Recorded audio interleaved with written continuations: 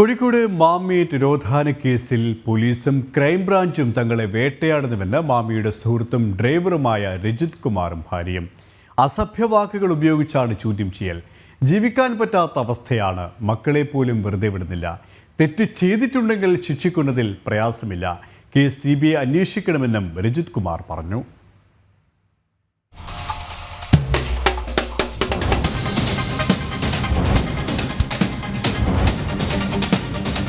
മാമിയെ കാണാതായത് മുതൽ പോലീസിന്റെയും ക്രൈംബ്രാഞ്ചിന്റെയും വേട്ടയാടൽ തുടരുകയാണെന്നാണ് രജിത് കുമാറിന്റെ ആരോപണം.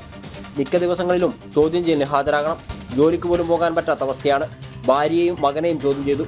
ഭാര്യയുടെ ഫോൺ വാങ്ങിവെച്ചു. കാർ കൊണ്ടുപോയി. ഫോണിൽ ആരെയും ബന്ധപ്പെടാൻ പറ്റാത്ത സാഹചര്യം. തന്നെ ബന്ധപ്പെടുന്നവരെ ക്രൈംബ്രാഞ്ച് വിളിപ്പിക്കുന്നു. ഓരോ സ്ഥലത്തും ഒരു കുറ്റവാളി എന്ന പോലെ കൊണ്ടുപോയി വീഡിയോകൾ ചിത്രീകരിക്കുന്നു.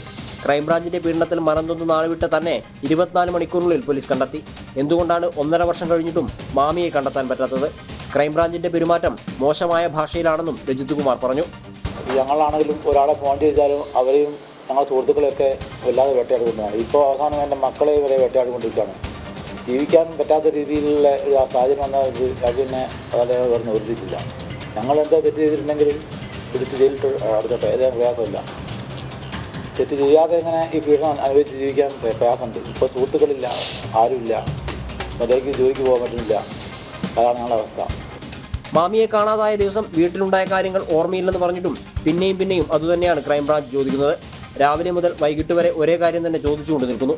ഓർമ്മയില്ലെന്ന് പറഞ്ഞാൽ ഉത്തരം പറയാൻ നിർബന്ധിക്കുകയാണെന്നും രജിത് കുമാറിന്റെ ഭാര്യ തുഷാര പറഞ്ഞു. അന്നത്തെ എന്ന് പറഞ്ഞിട്ട് പ്രത്യേകിച്ച് എനിക്കറിയില്ല. പക്ഷെ നോർമലി ഉള്ള കാര്യം എന്താണെന്ന് ഞാൻ പറയാമെന്ന് പറഞ്ഞിട്ട് രാവിലെ ഒന്ന് ചായ കുടിച്ച് കഴിഞ്ഞ് പുറത്തു പോകും. പിന്നെ ഉച്ചയ്ക്ക് ഫുഡ് കഴിക്കുന്ന സമയത്ത് വരും. പിന്നെ പോവും. പിന്നെ എപ്പോഴും നമ്മളിപ്പോൾ സമയം ആലോചിച്ച് വെച്ചിട്ടല്ലല്ലോ വീട്ടിലത്തെ ഒരു കാര്യങ്ങളും ചെയ്യുകയൊന്നും ചെയ്യാം. അങ്ങനെ പറഞ്ഞാൽ പറ്റൂല. കൃത്യമായ സമയം തന്നെ പറയണം. അപ്പം ഞാൻ പറഞ്ഞവരോട് എനിക്ക് അങ്ങനെ അറിയില്ല.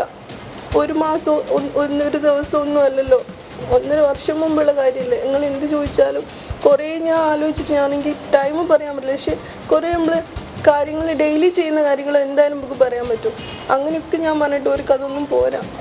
നിങ്ങൾക്ക് ആ പിക്ചർ ഫേസിൽ വരണം. പിക്ചർ എന്നിട്ട് നിങ്ങൾ കൃത്യസമയം പറയണമെന്ന് എനിക്ക് പറയാം.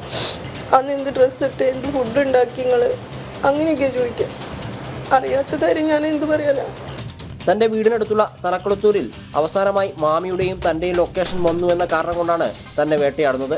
മാമിയുടെ കുടുംബത്തിന്റെ പെരുമാറ്റത്തിൽ അസ്വാഭാവികത തോന്നിയിട്ടുണ്ട്. അവർ മാമിയെ കാണാതായ അന്ന് തന്നെ പരാതി നൽകി. മാമി ഒളിവിൽ കഴിയുന്ന ആളല്ലെന്നും കേസ് CBI അന്വേഷിക്കണമെന്നും രജിത് കുമാർ ആവശ്യപ്പെട്ടു. ജനം, കോഴിക്കോട്.